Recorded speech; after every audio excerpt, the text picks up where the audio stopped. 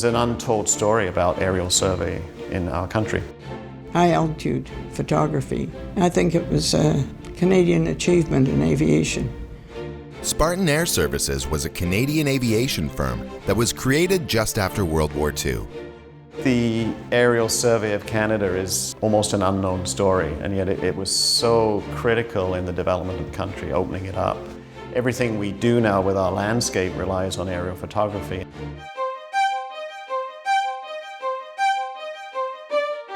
People in the aviation world would have seen Spartans go through their airports and whatnot.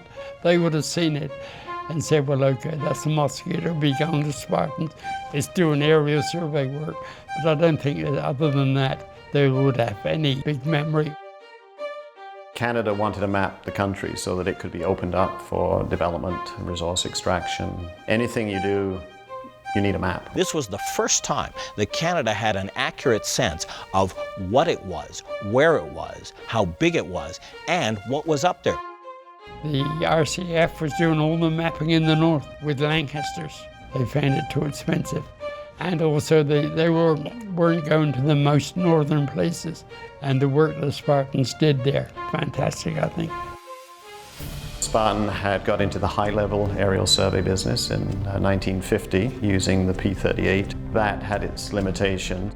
Spartan had been doing the photo mapping work with American-built P-38 Lightning airplanes, and they had all kinds of problems with the airplane. Although it was a beautiful airplane to fly, it didn't perform as expected at 35,000 feet. In order to get the range, they had to put external fuel tanks on the thing, which added significantly to the weight and to the drag, so it slowed the airplane down. It took longer to get to altitude, couldn't hold the altitude as long. But one of the bigger problems too was that in order to do photo mapping, the airplane has to fly perfectly level.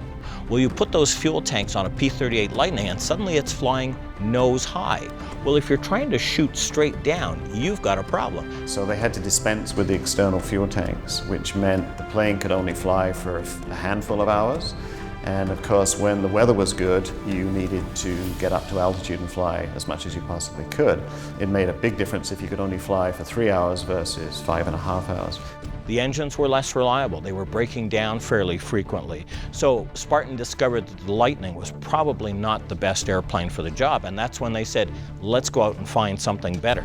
So they gave one of their key people a bag full of money and said, go to England and find us something. They didn't tell them to go buy Mosquitoes. They simply said, there's got to be something better. Go see what you can find over in England. Spartan chose one of the most revolutionary aircraft of World War II. The fast, high-flying de Havilland Mosquito launched Spartan into a new level of aerial mapping. The long-term ripple effect of the work that they did is phenomenal, and it reverberates right down to today. There isn't a resource company in this country that doesn't owe something to the work done by the people of Spartan and by these very airplanes.